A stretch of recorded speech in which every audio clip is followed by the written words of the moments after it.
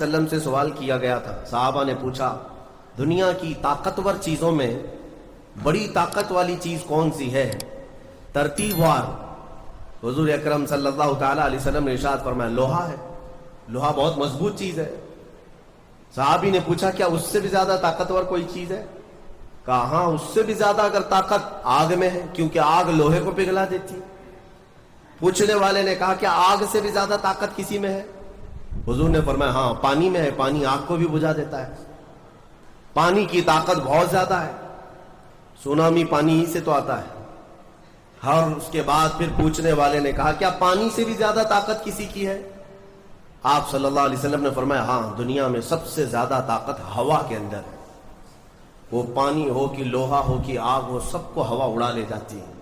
اور ہوائیں جب جوش میں آئیں یا جلال میں آئیں تو بڑے بڑے پہاڑ بھی کھسک سکتے ہیں. ہواؤں کی طاقت کا اندازہ تم نہیں لگا سکتے.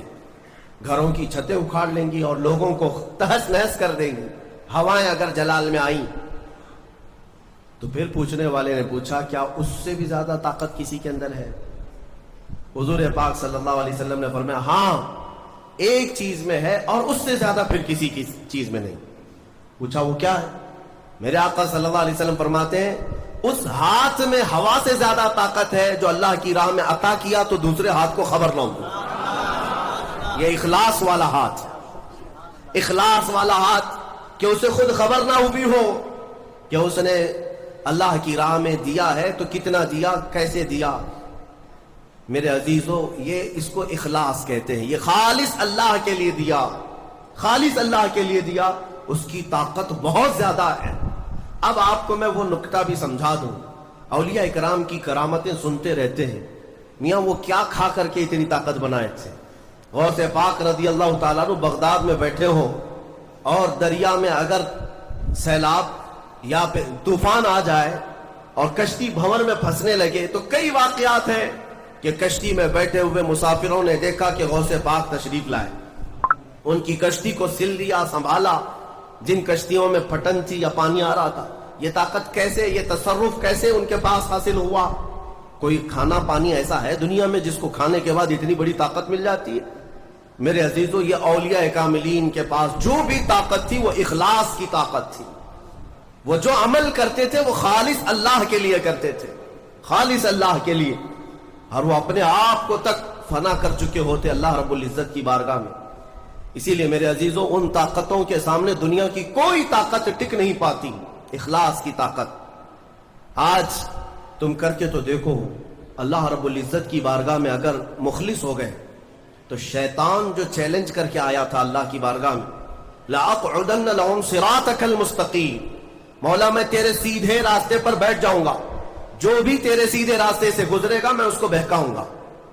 کبھی دائیں جانب سے، کبھی بائیں جانب سے، کبھی آگے سے، کبھی پیچھے سے.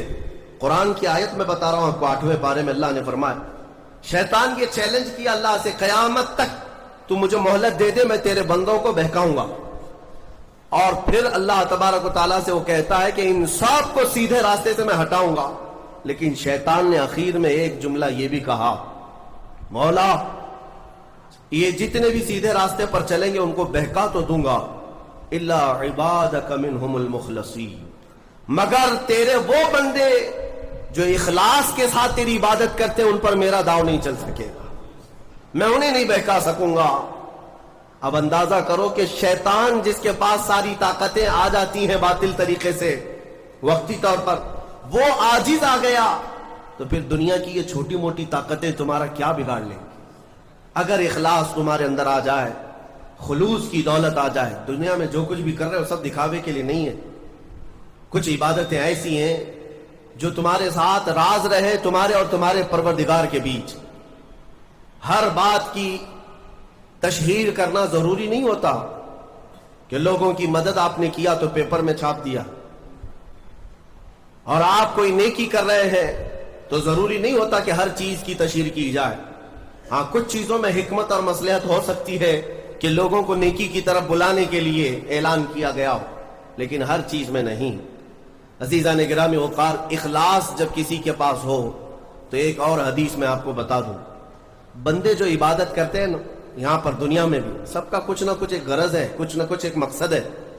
آپ نماز کے لیے آئے ہیں یا نیکیاں کر رہے ہیں یا گناہوں سے بچ رہے ہیں تو کوئی تو غرض ہوگی، حدوں میں سے ایک چیز ہوگی، جہنم کا خوف ہوگا، اللہ کے عذابات سے ڈر لگتا ہوگا، اس لیے نماز پڑھ لیتے ہیں، پوری اپنی صحیح کر لیتے ہیں، یا تو پھر جنت کی نعمتوں کا شوق ہوگا کہ جنت میں جانا ہے، صحابہ تابعین اولیاء کاملین کے پڑوس میں رہنا ہے، یا تو شوق ہے یا تو ڈر ہے، اور یہ دونوں چیزیں بندے کو عبادت کرواتی ہیں۔ قیامت کے دن کے متعلق حدیث میں ملتا ہے، جب بخشے گئے ہوئے لوگ جن کو جنت بھیجا جا رہا ہے، جنتیوں کی بات کر رہا ہوں، عام کی نہیں، تو اس میں 3 کیٹیگری ہوں گی۔ ایک جماعت وہ ہوگی جن سے اللہ تعالیٰ فرمائے گا کہ اے بندو، تمہارے اوپر آج جنت کھول دی گئی، تم بخش دیے گئے ہو، تم عبادت کرتے تھے دنیا میں، بتاؤ کیوں کرتے تھے؟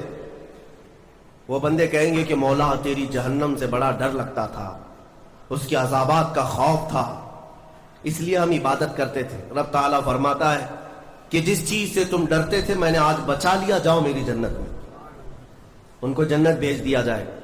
دوسری ایک جماعت، ان سے رب تبارک و تعالیٰ پوچھے گا تم کیوں عبادت کرتے تھے؟ تم بھی جنت کے مستحق ہو گئے ہو، آج بخشے گئے ہو۔ وہ لوگ کہیں گے کہ مولا ہمیں تیری جنت کی نعمتیں سننے کے بعد اس قدر شوق تھا کہ ہم وہ نعمتیں حاصل کرنے کے لیے دن رات عبادت کیے، ذکر کیے، تسبیح پڑھے، اور آج کامیاب ہوئے۔ رب تعالیٰ فرماتا ہے میری جنت کی خواہش کرنا بھی نیکی ہے، جاؤ میں تمہیں جنت دیتا ہوں۔ وہ بھی جنت میں چلے گئے۔ تیسری جماعت تھی، ان سے پوچھا جائے گا تم کیوں عبادت کرتے تھے؟ تم بھی آج جنت کے مستحق ہو گئے۔ وہ کہیں گے کہ مولا ہمیں تیرے جہنم کے عذابات کی بھی پرواہ نہیں، اور نہ ہی تیری جنت کی نعمتوں کی خواہش، بلکہ ہم تو صرف اور صرف تیری رضا کے لیے کرتے تھے، تو راضی ہو جا، ہم جنت اور دوزخ کے لیے نہیں۔ تو رب تبارک و تعالیٰ فرماتا ہے کہ یہ میرے مخلص بندے ہیں، خالص پیور اللہ کے لیے کرتے تھے۔ رب تعالیٰ فرماتا ہے جاؤ میں تم سے راضی ہو گیا، تم بھی جنت میں۔ جنت میں جانے کا حکم دے دیا جائے، لیکن